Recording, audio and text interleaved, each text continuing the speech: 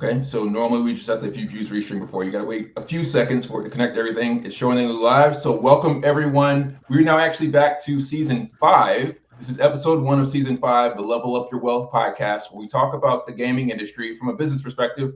One of your hosts, Marcus Howard, joined by Peter and Mario. Peter, we can't wait to speak with you. Mario, quick intro for everyone. We lost your audio. Mario. So Peter, if you don't mind, Mario, we'll bring you back in when your audio is good. Peter, thanks for joining us. Yeah, thanks for having me. Should I do a little intro as well, you think? Yes, please. And then we'll jump right into rock, paper, scissors. Oh, cool. So I'm Peter Dager, better known as PPD or Peter Pandam from my professional Dota 2 playing days. My biggest gaming achievement was I won the Dota 2 International in 2015. That was a huge deal. And then I, one way or another, became the CEO of Evil Geniuses in 2017. And yeah, those are kind of my big achievements. And I've been team esports ever since high school. So still making it work. Excellent, man. Well, shout out to you for winning the International and for being a CEO and continuing to invest in this ecosystem. We have, as an ecosystem, seen better days in the past and hopefully better, brighter days in the future. So it's been quite a roller coaster here. Yeah, there's been ups and downs for sure. I think esports and entertainment industry sort of rides the same ebb and flow as the economy does. And I think post-COVID kind of kept gaming alive more so than other industries that really struggled. But then post-COVID, I think we really started to feel the effects. And yeah, things are definitely in a bit of a slump. But I still believe that esports is on an upward trajectory overall. We kind of had that gigantic investment period where things kind of, went really, really big. And then we had the inevitable crash, right? But overall, I think we're still growing. Agreed. People are upset when I share opinions online and when I talk about esports and the sustainability, but I always try to caveat it. I don't know if people were listening at the time, but I always say I don't believe esports is going away. I believe it's here to stay. It's going to fundamentally reimagine education and brand engagement and even civic engagement. But as a business ecosystem, we have some serious issues to work through. So we're going to dive into all of that just here shortly. Let's first start with a game of rock, paper, scissors. So if you're tuning in live, let us know in the chat. We'd love to give you a shout out. Again, we have this quick match, this round, if you will. Let me share here, and then if I click, will it hide my moves? I can't see your moves. So what'll happen is after we both select our cards, it will show us, how the match resolved of the round, and then it will keep a history of your moves at the bottom of yours and my moves at the top of mine. So you can actually kind of try to predict what the other player might do. So let's get right to it. Here, you've already chosen a card. So it used to, we've been hosting this game for, I don't know, 6 months now. It used to be first to 10. Now it's first to 5. So it's either win, lose, or draw. Oh, wow. Really reading each other right now. It's funny, Mario joined us back. He played against, we had a guest, his name was Titus, about 4 weeks ago. And apparently he's like semi-pro rock, paper, scissors player. There's like semi-pro. There's like this Zen or, the art of war for rock, paper, scissors, like a very specific, like detailed strategy. Oh, I won. Well, you got the experience. Yeah. So that book or whatever that group is teaches you how to play this at a very highly competitive level, which I never expected for real rock, paper, scissors. Not even the game, just like a real in-person rock, paper, scissors community. It's heavy. Yeah, I'm sure there's a couple books you could read. One. Hopefully, it doesn't take more than one flight to figure that out. But Mario's back. So who won? He won. I won. Oh, really? He's the pro gamer. Marcus gonna win. That might be my only win the entire 5 seasons. So thanks, Peter. I appreciate that. But Mario, you missed out earlier. Peter said that he actually won the international. So that's an international tournament, a global tournament for Dota 2. Can you talk a little about that, Peter? Sure. So how to begin? Dota 2 spawned from Dota 1, which was one of the biggest custom games on Warcraft 3. So we're talking like 2000s years. The spawn of the internet was kind of when this game sort of kicked off. Valve hosted the International at Gamescom in Germany in 2011. It was $1 million prize tournament, which nobody had ever heard of before. First of its kind. People actually thought it was maybe a scam, but people went, they competed, players won, the money was real. They continued to run it year after year. They brought it to Seattle, which is the home of Valve, the publisher. They introduced the Compendium or the Battle Pass, which is now prevalent in just about every single game out there. And that allowed fans to purchase in-game cosmetics, and a percentage of those sales to be attributed to the prize pool, which led to the International creating some of the largest prize pool events in the history of esports. Wow. When I won the event, I think the prize pool was like $10-11 million or something. My team took home 6 for first place, which was crazy. Money. Yeah, it was. I mean, essentially anybody who won the International received like life-changing money, more or less. Winning that much money in your 20s can set you up for life. And yeah, a lot of us that were in this position had been playing Dota 1 way back in the day for nothing. And we got to really like live the dream, so to say. Wow. And that was, so you said 2011? That was the first International. I won mine, which was the 5th one in 2015. Okay. Man, that's crazy. I mean, $6 million in 2015 is like $9.5 million now. So yeah, it's crazy. Yeah. And I think what was the highest prize pool before? So Valve took a step back from the compendium, or at least from the crowdsourced prizes. It was like 42, 45 million, somewhere in that area. Yeah, they skipped a year for COVID and essentially just rolled that into the next season. So it was almost like a double compendium. And yeah, I think it was like 40 million in total. So I think the winning team, each player plus like coach, probably got like 3 to 4 million a piece before the tax man came in. Yeah. How much, I know you say you're doing it for free before you win, but like how much practice, how much game time and game hours did it take? Good question.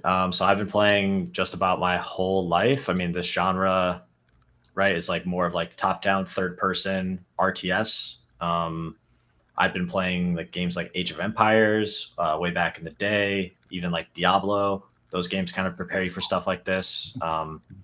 I used to play the original Dota mod, was actually on StarCraft 1 custom games. It was called Aeon of Strife way back in the day. So that's like 2003, maybe. And I was probably like 12 years old at the time. And right now I have over 30,000 hours of playtime on Dota 2. So there's a little bit of idle time in there for sure. So maybe closer to like 20K or 25K of like gameplay. But I've put in my time, to say the least. Wow. All right. So I know we're going to talk about cryptocurrency today. So that was 2015. So that was 2 years into Bitcoin, right? So did you buy any Bitcoin with that or? No. First time I ever smelled the crypto was in 2017 when some of my friends from the Dota space, right, told me that I should buy some Bitcoin and Ethereum and that it was going to make me rich. But, that was the 2017 bull market and prices quickly dropped, right? Everybody was really hyped. And that's when everybody gets in, right? Because their friends start telling them about all this money that they're making. And that's kind of the top signal, right? Yeah. And so I think I eventually like sold it all, right? Like on the way down, probably lost 20, 30, 40%. I don't want to say how much, maybe I'm too ashamed, but I'd like to think it was less than half, but it was a while ago. So I don't really remember. And then, I kind of just got busy with life, right? I stopped really caring about, I have a financial advisor who does most of my investments. So I'm not like an active investor in that way. And, I wasn't looking at crypto as like a tool or something to utilize to create better business. I was just playing Dota. So I was very busy and distracted, and I skipped the whole 2021 bull market plus like NFT craze, which really rubbed a lot of people the wrong way. That was really where crypto kind of really went mainstream, more so than just, hey, buy some Bitcoin, buy some Ethereum. It's like, buy this random token, buy these profile pictures. All these things are going to make you rich. And all of the celebrities came in and pop culture got involved and a bunch of 20-year-olds were buying it and everybody really got burned, which has created this like very, very negative sentiment. So when I got into crypto in like spring of 2022, and crypto was like already down 70-80%. So I was down there with it was only like the real builders left at that point. So I got to meet like some really great people who were trying to do some really cool stuff. Yeah, it's so funny you said, because I'm a financial advisor, right? That's what I do for a living. I have my own practice. Was on Forbes magazine last year, also pretty cool. But now, so like one of my clients was like, he wanted to, and I didn't know. I mean, I thought it was a scam. So like in late 2015, one of my clients was like, man, I'm going to buy some Bitcoin.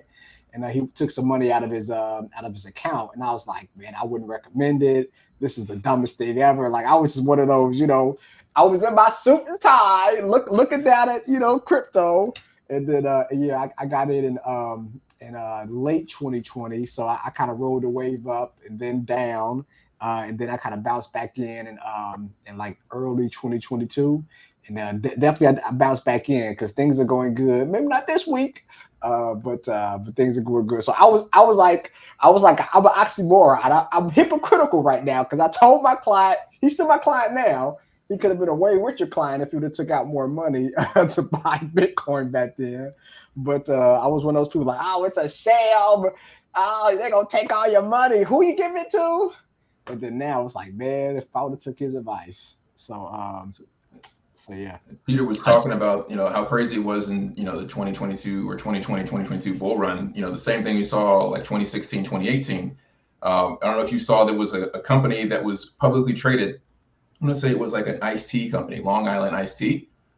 They changed their company name to include blockchain in it because this was in the ICO boom, right? So people didn't know what ICOs were, right? Which is basically crowdfunding. And so they tried to get that value into their business, and it made their stock price go up, even though they didn't incorporate blockchain in their business at all. Wow. So when I was working in the space before I got into esports, I was heavy in the blockchain space. I've been following Bitcoin since launch January 3rd, 2009. And so me and my colleagues were looking at the space and seeing like how many scams there were, how people were just like blindly throwing money at it. And so to parody that company doing that, I added blockchain as my middle name on LinkedIn. Me and another colleague said, let's just throw that out there and see what happens. This is a joke. And so again, it was to parody that. I have then shifted it to esports because I've seen that exact same behavior, like step by step, happening in esports. People throwing in esports into their business operations, not really understanding the business ecosystem. And so that's what when people see that from me, they're like, oh, you must think that you know everything about esports. I don't claim to know everything about esports. I know a lot about esports sustainability, but whenever they miss the piece that I'm parroting, that there's just hysteria in the space. So that's why I have esports in my middle name. Fair enough. Cool. It was one of the buzzwords for sure, right? For me, this was like the grifter path was esports in 2016, 2017, and then it was crypto, right? And then it slowly just became AI, right? So if you're like a professional businessman, right? The guy who moves from industry to industry selling, I don't know, ideas, right? That was your trajectory. I don't know what's next, but I still think AI is pretty hot. AI is definitely hot. I think quantum computing is next. I don't know how you can grip quantum computing, but yeah. So AI is definitely hot right now. But companies that make no money. I know we're going to talk about the Dow, but we're talking business as we do. But the market is screaming down right now because Google, to be specific, they basically came out and said they're making money, but they're not making nearly the money on their AI investment that we thought. So that's why the market's been up. Purge, I mean, yesterday, the NASDAQ went down by 3.6%. It was like the worst day since, I think, October 7th of 2022. And then the S&P went down by 2%. The first time it went down by 2% in December of 2022. So definitely, the whole, I don't think the AI bubble was bursting, but like, people think it's going to be like that. You snap your fingers and companies are making money. They're spending money on AI, but they're not definitely making money like Wall Street thought. So, anywho, though. Makes sense. Peter, tell us about how you became the CEO of Evil Geniuses, and then your perspective of the operations, right? You and I had this conversation in the past, and I talk about a lot on, in LinkedIn and the ecosystem about the lack of sustainability with player salaries, et cetera. But you were at in the driver's seat for one of the largest organizations in esports. Can you talk about that experience? Sure. Yeah, I've always been very ambitious and entrepreneurial in some sense. That's kind of how I became the captain of my Dota 2 teams, not because I wanted to, but because that's what helped create success for me, was like taking a little bit more control of my destiny. And while I was with Evil Geniuses as a player from 2014 to 2016, I was surrounded by some really great mentors like Alex Garfield and Kelby May. And they taught me a lot about the industry. I moved out to San Francisco. Evil Geniuses was acquired by Twitch, which was acquired by Amazon. So we were down in like the financial district of San Francisco, essentially. And I got to go to the office all the time and meet and, learn a lot about the business. They answered all of my questions. I was a very curious person, more so than those around me who, weren't asking those questions. And one of the things that really drove the thing that I remember the most is always trying to figure out, like, how is my salary justified? Like, what do I deserve to be paid? And so I was constantly trying to figure out how much did our sponsors, right, which were bankrolling our company, care about the Dota team, right? And how much of the Dota team am I responsible for, right? And if I divide those numbers by those numbers, maybe I could finally figure out like what I'm actually worth. And the conclusion that I got to was that it's really hard. With multiple teams and multiple games and multiple sponsors who care about different things, you kind of have to get, you kind of just have to ask somebody like, hey, how much do you value this thing? And whatever they say is sort of the truth. And now, in my opinion, like the Dota team was really carrying the brand in a lot of ways. So I thought that maybe the only path forward was for us to be our own team. And to be separate, Evil Geniuses or whatever team I was on should only have a Dota team. And that way I know, like, based off of the sponsor revenue that we bring in, right, it'd be much easier to figure out what I'm actually worth. So that was kind of my curiosity. How I actually became the CEO is a little bit different. That curiosity helped me get there. But when Twitch acquired Good Game, which was the parent company of Evil Geniuses, and Alliance, which was a Swedish esports organization. They were under the same roof. They were met with a lot of opposition from other team owners in the space, other team owners who had yet to sell a lot of their company to investors. Said, what, you can sell your company for millions of dollars? How am I supposed to compete with Evil Geniuses, who is already kind of like the New York Yankees of esports at that point? They had the biggest sponsors. They had the Monster, the Razor. They brought in Xfinity, right? They were bringing in all these big, almost like non-endemic deals, which were unheard of. And so Evil Geniuses would just buy the best players and win all the championships, and everybody was jealous, essentially. And so when they got bought by Twitch for, I want to say around $10 million. I don't know exactly what the deal was, but I think it's in that range. Other groups were like, why are we competing with the #1 live streaming service for esports for our esport teams? And Twitch backed down in that conversation and said, wow, maybe these team owners are right. And from the day that Evil Geniuses was bought by Twitch, Evil Geniuses never signed another team or another player, right? They ripped all of the staff out of Evil Geniuses, put them onto different Twitch teams across the company. And essentially the company was like left to rot, more or less. But the Dota team was so successful during that time, Evil Geniuses slowly just became a Dota brand. And so, we're in 2016 now, multiple years after this acquisition, and they still have these assets that they don't want and they're not supporting. They don't want to be responsible for the death of these teams. They don't want to just kill it. So they're like, hey, Dota team, do you guys want it? And of course we were like, sure, like we don't have to go start our own team. We can just acquire this like amazing IP. And they essentially gave us the company. There wasn't really a leader at the company that had, I guess, like the vision or the ambition that I had. So coincidentally, my Dota team didn't want to play with me anymore after Dota 2016. So I was in this weird spot where I had spent this year like negotiating this acquisition with Twitch. And then my teammates were like, well, we don't want you on the team, because I was going to hire a CEO and continue to play Dota. That was my plan. Mm-hmm. But then it was like, I'm off the Dota team. So what am I doing? Right. It's either, okay, go be the CEO or go find another team. And I wasn't going to walk away from like this equity that I was inheriting essentially. Mm-hmm. So I became the CEO. I did that for a year. It wasn't that fun. And I walked away and went to be a Dota player again for a different team after that. I guess to circle back on your question, you're talking about like, what was it like?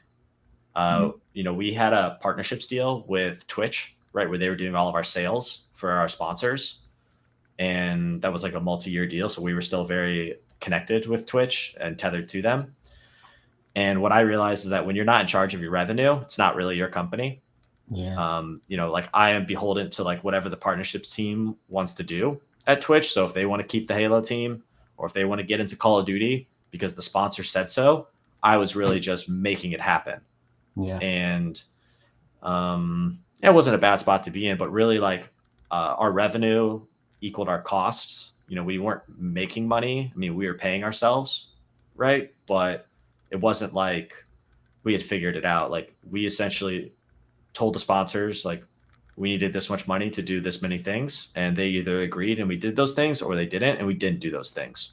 So it's really like up to the BD teams to convince the sponsors that it's worth it.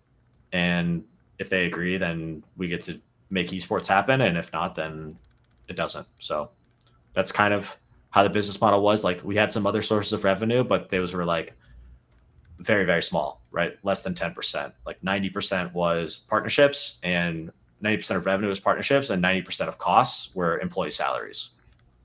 Wow. Can you tell the audience like how tough it is to be CEO? Like everybody, especially now, we all want to be entrepreneurs, right? But it takes a special person to actually do the job. Like we want to be in the job, but it's another thing actually to do the job correctly. So tell the audience some of the struggles and kind of how hard it is to be a CEO and how to run a company. Wow. Well, I was a kid, right? I was pretty young. I was like 25 at the time. You know, like I said, it was kind of, I don't know if I would consider it like a real company. I didn't start it. I think that's the hardest part for sure. You know, I kind of inherited a company that had millions of dollars in revenue already. So I have to give credit to Alex Garfield for doing all of that. In terms of like keeping the wheels on the wagon, I think that's more so what I was doing. And it just made me become a much more well-rounded person, learning all parts of my industry. And I had to, you know, just be very accountable and talk with lots of different people and keep everybody happy. But the main thing is really just making sure paychecks are on time. So, but that could be a battle in itself. You know, our sponsor, I think for, you know, the first like 6 months, like many of our like owners like weren't taking salary. Like we were like, our idea was like back pay it, because our sponsor deals were so late on their payments essentially. So yeah, just keep the lights on, you know, keep going is really the hardest struggle, I think. I know that's like very broad advice, but yeah, I mean, what I'm doing now is like a little bit more challenging, I would say, which is like building from scratch. And yeah, it's really hard to find people that are all in, I think, is the hardest challenge. So with that being said, like let us know some of the lessons that you learned from the first experience that's allowing you now to basically grow and basically scale. Well, start to scale your business that you have now. Sure. So now I am in like a COO position of another esports team called Nouns. And what does Nouns stand for? Nouns is a person, place, or thing. Oh. Message. Okay. Yeah, okay. No, but it's a name of a brand, and we can get to that like a little bit later. but Nouns Esports is our esports team. And it's not that different than any other esports team, really. We have teams and players. We run events. We do live streams. We make content. You know, I have a wealth of experiences in the industry, and I think my number one thing is I have a very good like bullshit detector. So I try to prevent money being flushed down the drain when I can, which is very prevalent in the industry. And yeah, I don't know. I just try to find outsized opportunities rather than follow trends, essentially. And I think I have like a decent eye for that, and that just comes from being in the space for so long, I think. Okay. So can you talk a little bit more about how you got to Nouns? So you were at CEO of Evil Geniuses, and then you left to go be a Dota 2 player for another team. What happens between there and Nouns? Yeah, so I did Dota 2 for a while. I joined Optic, and then I joined NIP, Ninjas of Pajamas, and I moved to Sweden. And then I was, competing in Europe, having a great time. I met my wife over there. And then COVID happened, which changed everything. Live events industry was on pause for 2 years. And I moved back to the States during that time and tried to figure out what maybe was next. I was no longer CEO of Evil Geniuses. I was no longer the captain of my Dota team. I was like, what else can I do in this industry and have impact? I thought maybe I'd become like a player agent, represent my peers in some of these negotiations. That didn't really pan out the way I thought it would. I eventually got an opportunity to join a production company called Esports Engine, which was recently acquired by EFG. I worked there for almost 2 years as like a program manager, which is kind of like a product manager who has no control of the product. So I'd work with the publishers and they would tell me exactly what they wanted and they'd listen to my suggestions, but usually never go with them. That was fun. And yeah, they ESL bought the company and they fired like more than 50% of the staff. And I was a part of those layoffs. But luckily I was already like active and volunteering and advising at Nouns Esports. And I found this group. They were sponsoring an NA Dota team, which is obviously very relevant to my past. And so I was aware of them. And then I found out that the CEO or the founder, this guy named Gage or Sasquatch, he was actually a professional StarCraft 2 player for Complexity in 2013. And I was on Complexity's Heroes of New Earth team at the time, and we actually were in the same team house for a month in Houston back then. So we actually kind of knew each other and had this connection. And yeah, he really just like welcomed me in and listened to what I had to say. And they were essentially raising money from Nouns DAO, which they raise money. Basically, they submit proposals asking for funding to start an esports team and basically be like a marketing arm for this organization. And in the most recent prop, which was December of 2023, we raised $2 million from Nouns DAO to flesh out an esports organization this year. We have teams in Dota and Counter-Strike, as well as a bunch of Smash Brothers players, a Valorant streamer, a Pokemon Unite team, and like a full support staff of like seven to like nine, almost like I want to say like 6 to 7 full-time employees. So that's awesome. When I kind of came on as the organization. I got a job where I started getting paid, and no longer was like volunteering, advising. It was like really, really getting active. And we've been doing that for almost 7 months now. So it's been a journey. We've grown the brand a bunch since then, but it comes with its own, as I said, like its own unique set of challenges to like try and build an esports team from scratch in today's day and age is not easy. I see on your website Street Fighter too. So you have a Street Fighter team? Yeah, we have Smug, who's a Street Fighter player, and I was just at Evo this past weekend. We also do this thing called Rounds, which is on our website, and it's basically like public funding rounds for esports players, artists, and tournament organizers to find sponsorship. So we kind of make sponsorship like a little bit more streamlined. And we say like, hey, we want to send 2 players to Evo, and we're going to give them each $2,500 to go on this trip. And so anybody can submit a proposal, and then once the proposal period ends, if you click on rounds, you'll see it. Okay.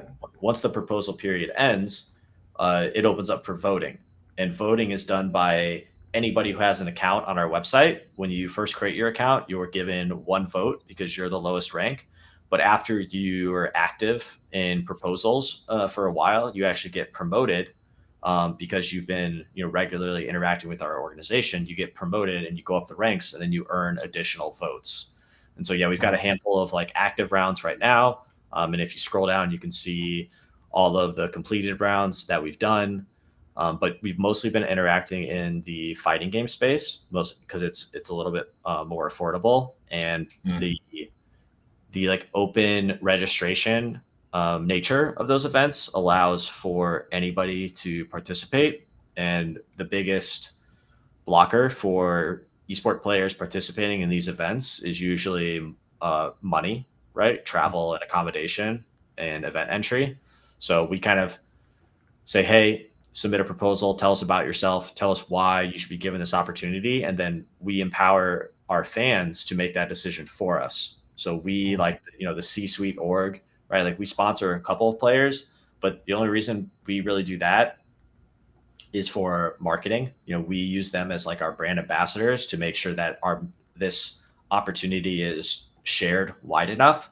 But we usually, send 1 or 2 additional players with our player to all of the big events.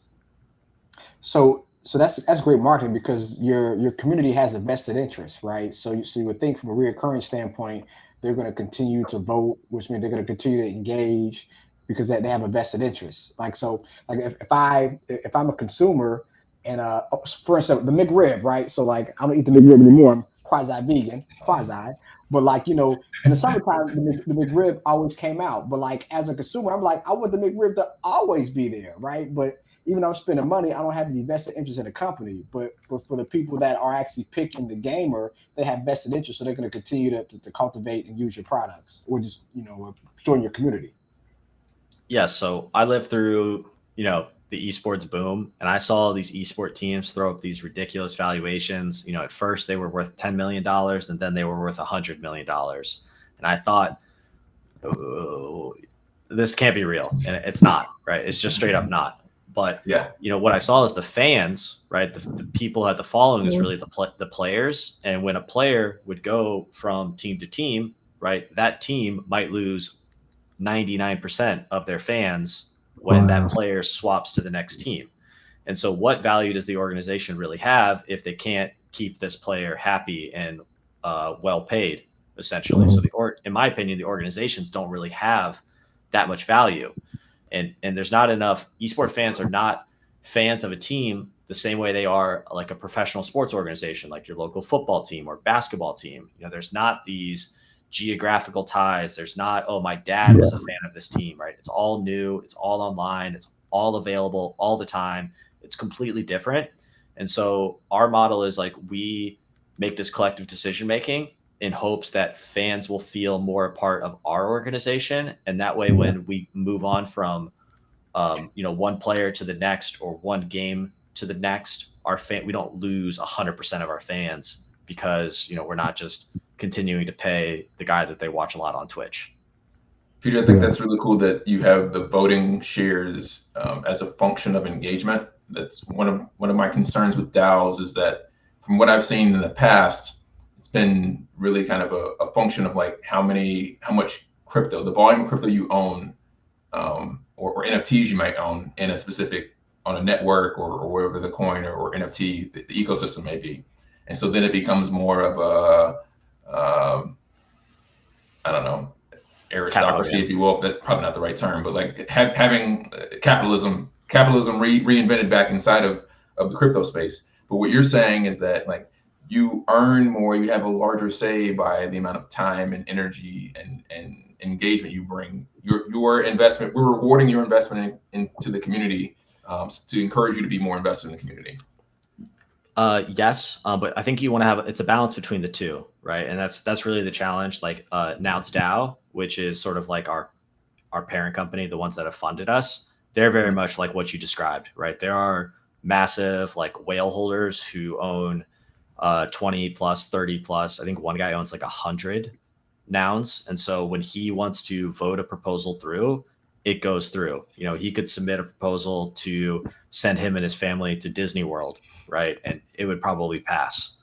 So, but he has given the DAO so much money to fund all these other things. So it's kind of like, hey, Mr. Richman, you know, like if you wanted to just take all of the money from the DAO, like the reality is like he could probably make that money faster elsewhere, and he's got enough money. He's got enough, like money is not his thing anymore. You know what I mean? He's not trying to make it. He's already made it.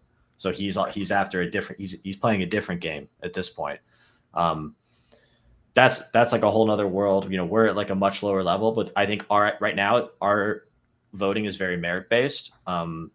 It's 1 vote for new users, 3 vote for regular users. And then if you're like a player or staff member, you get 10 votes. And we just launched our website like less than 2 months ago.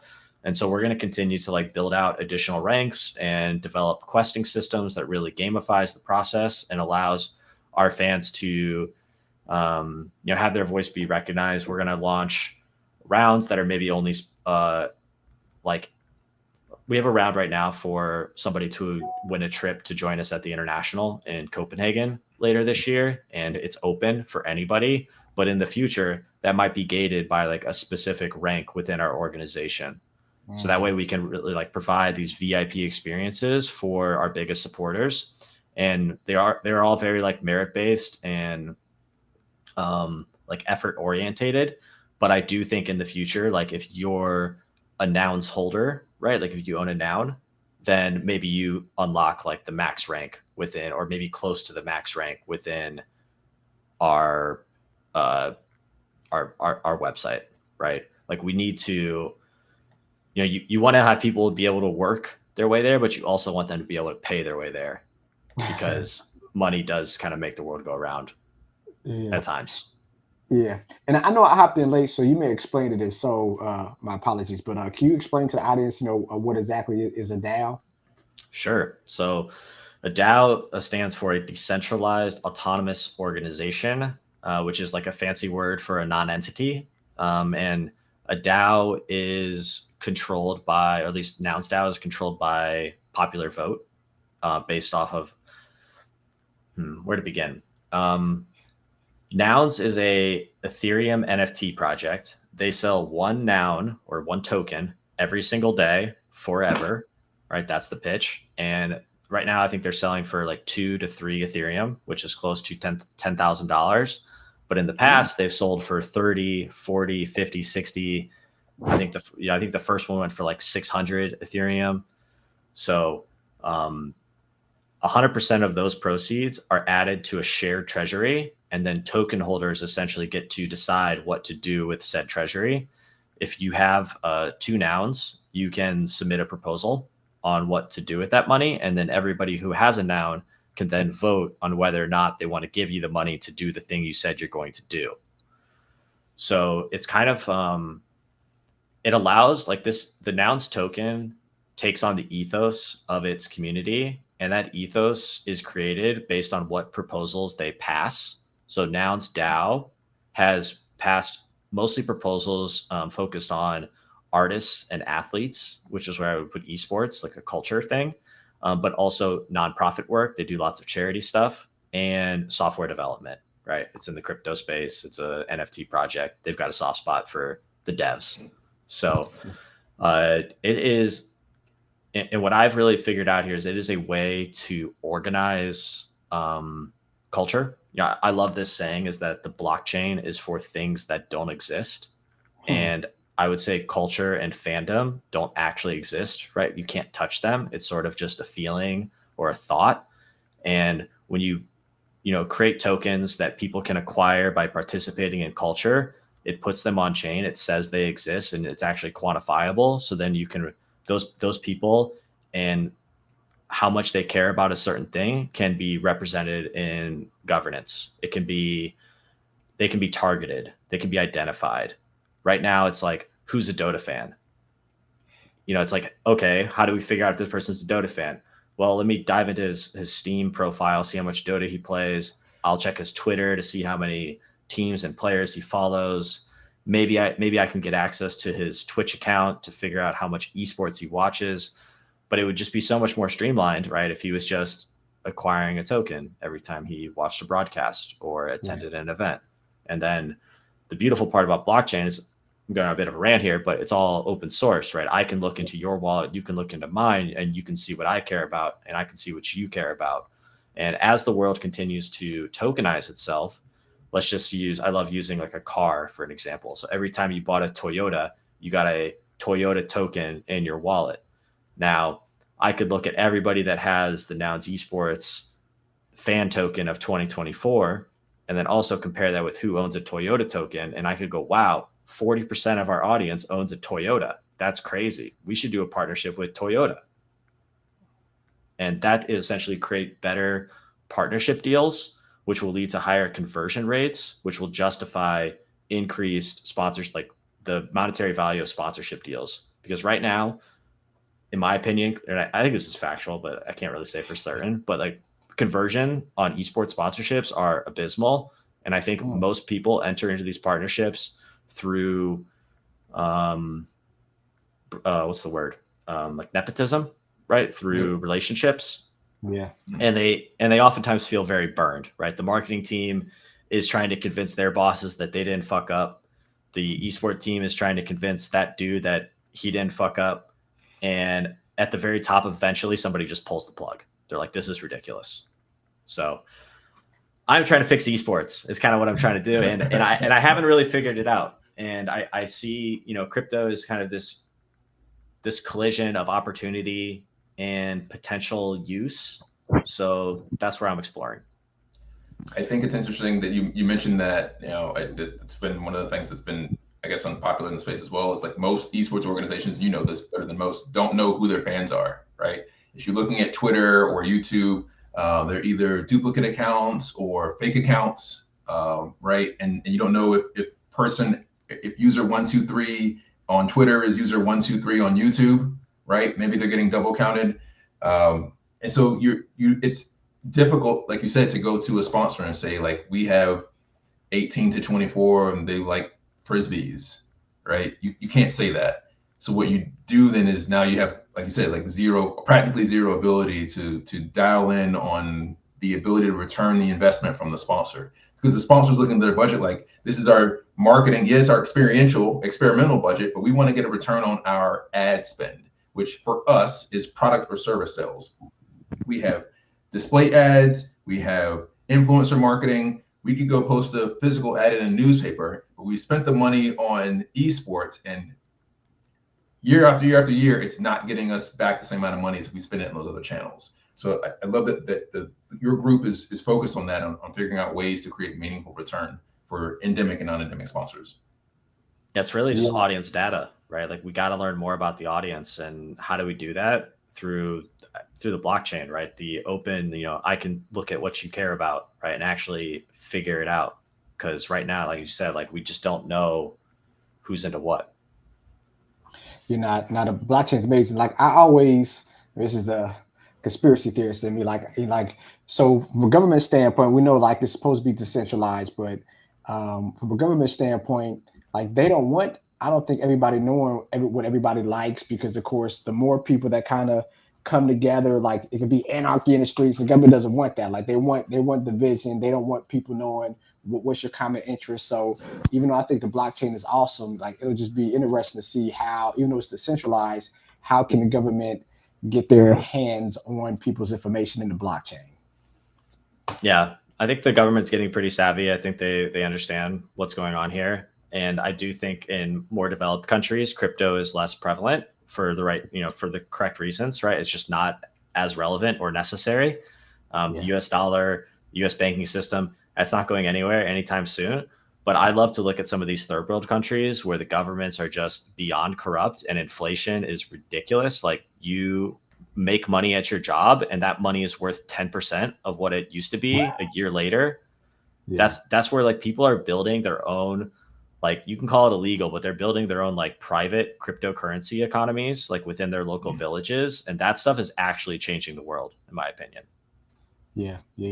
That's huge. So as Ethereum, I mean, again, in the finance world, right? So we have the spot ETF that was quasi approved, but it might start trading next week or the week after. So I believe definitely the Ethereum is going to go up dramatically. I mean, I think it might actually get to 10, maybe 15,000 a You're coin. talk you're talking about the financialization of the product, right? That's like every time I talk to somebody about crypto, even I started with it, right? It's like, hey, 2017, bought the crypto, thought I was going to get rich, and I think I'm not trying to call you out here, but I think that's part of the problem. Like crypto is, it is often, the first thing when people think of crypto is speculative asset. Because that's oftentimes many people's first experience with it is they're onboarded through the financial upside.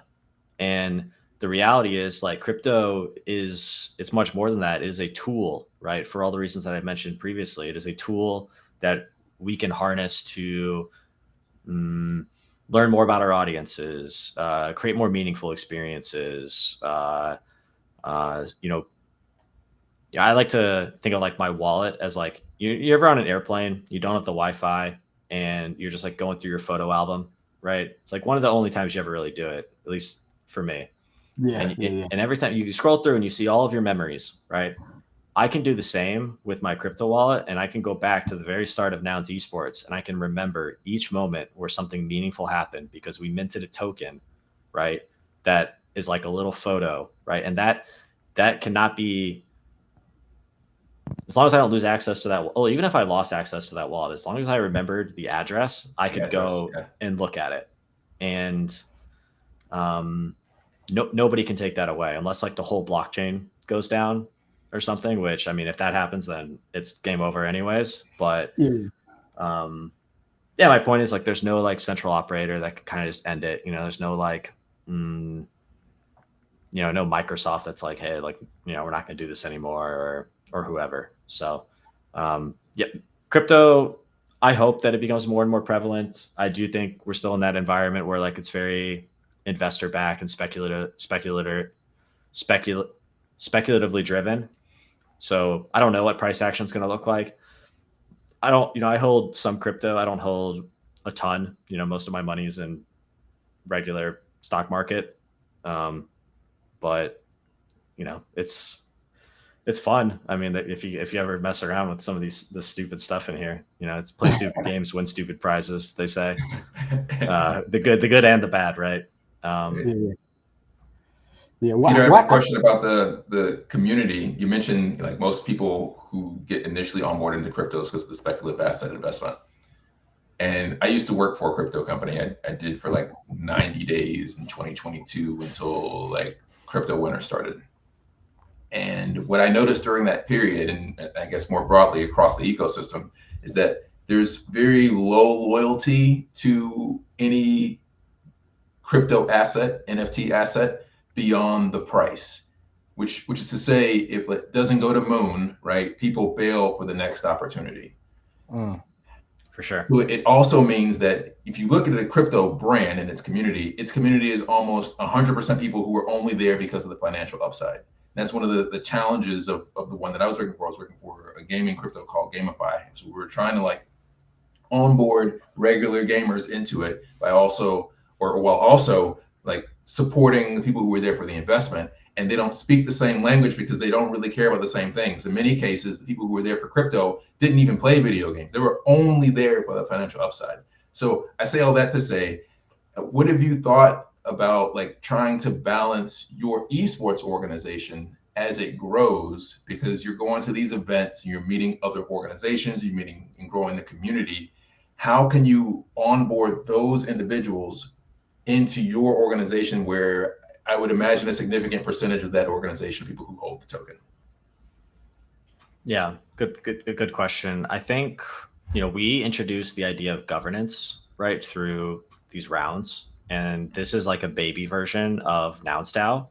These groups are fighting or competing for a $2,500 travel grant or a trip to the international, right? Which seem like big things, but in the grand scheme of things, they're really not, right? These are $1,000 here, $1,000 there.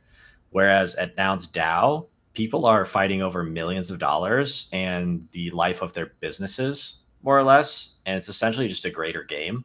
And I think that by teaching people about decentralized governance in tokens and crypto at like this very small level, some of them will, things will start to click, and they'll finally start to understand what else this world has to offer. And it's tricky because the only way for them to actually really be, they have to be interested, right? I can't tell them to be interested. They have to genuinely become interested, because it is a lot to learn. It is very different. And learning is hard, and it takes time and energy, and many people don't have that. So, yeah, I think we're trying to make crypto soft is one of our little catchphrases that we like to use. Give people a good first Web3 experience. I've onboarded probably over 100 people to Coinbase this year through grants and prize money from our events. We pay everything in USDC. So somebody has to set up a Coinbase, or they have to set up a crypto wallet in order for them to actually receive the prize.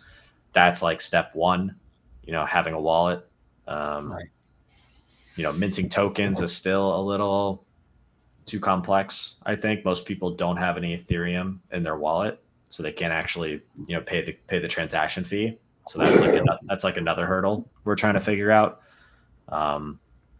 But slowly but surely we're chugging along. We're getting there.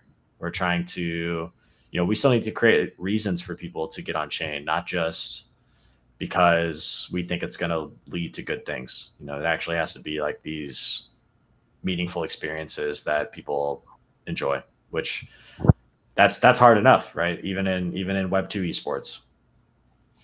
True. And I don't want to circle back. I think that's the great thing about crypto, right? Because when it comes to crypto, like, I look at it differently, but and it means and because so like if a person like Prince Harry or Prince William, like they were born into money and wealth, so like they can just pick up the phone and call somebody, have connections, and kind of just get whatever they want to.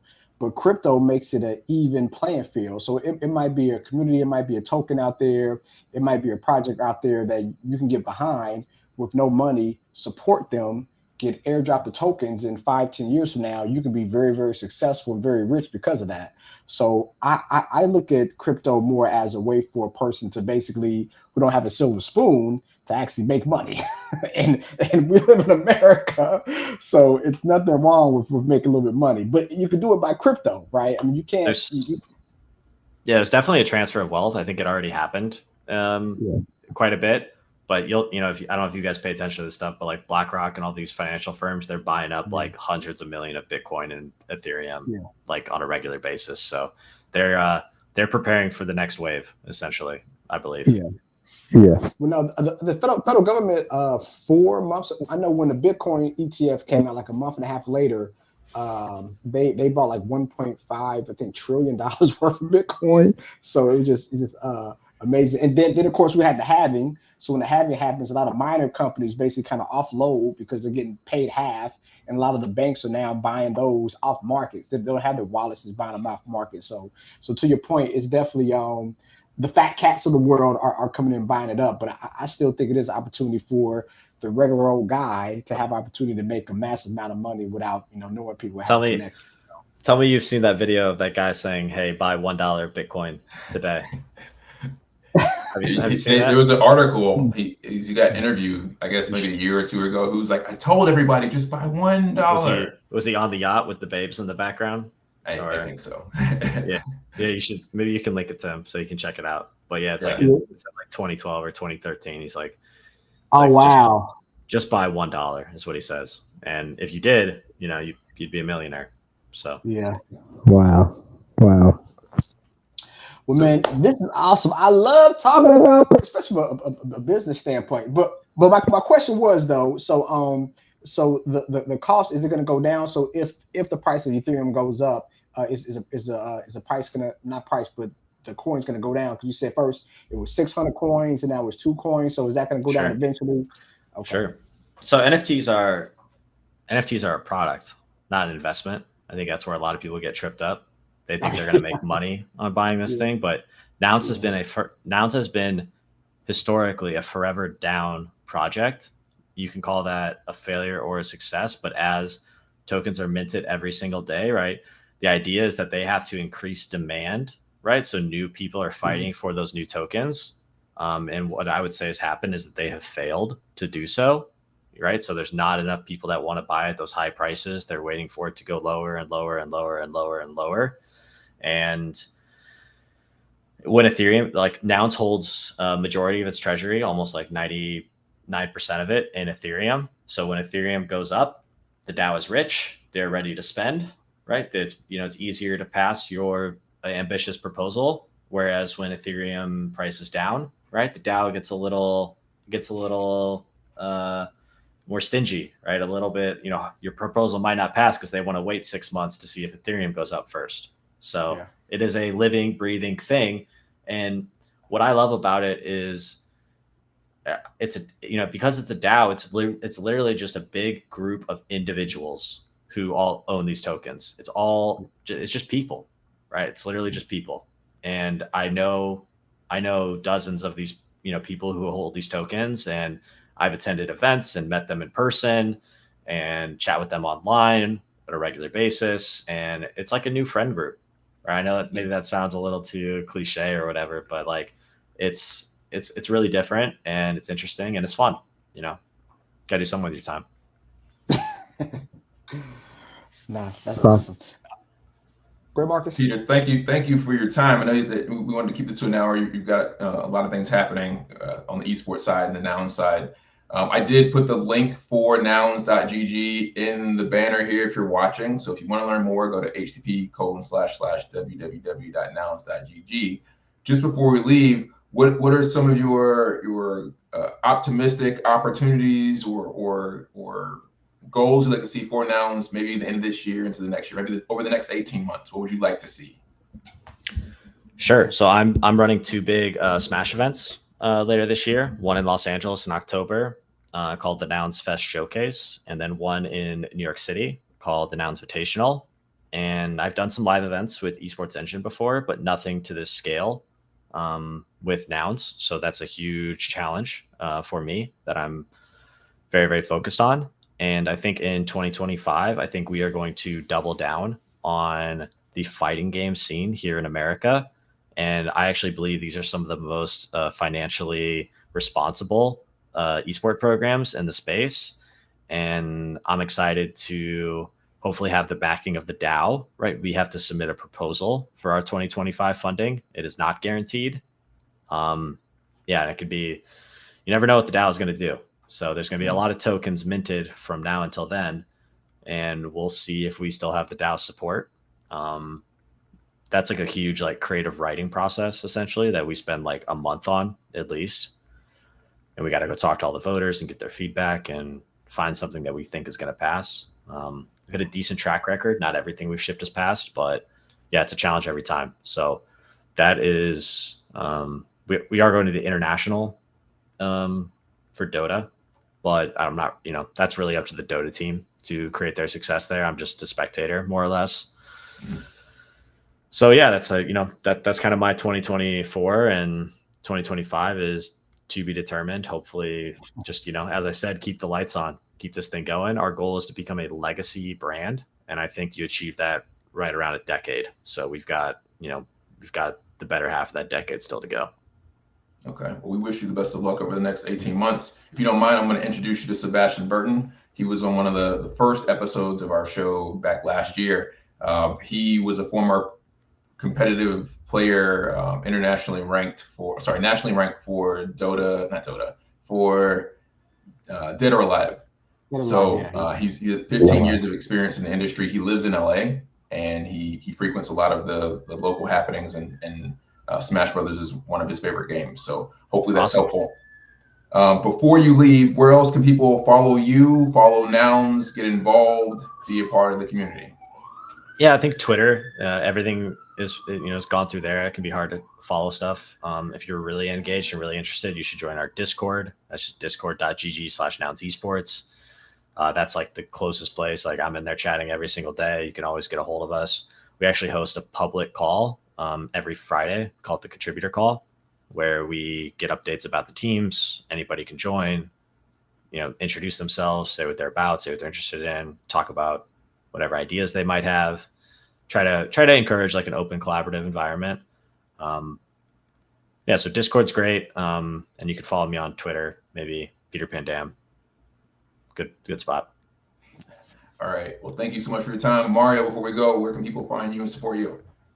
Yeah, Instagram at Painful Profits, because we make money. It can be painful, but Painful Profits, or check out our estate planning software, www.therelaxestate.com.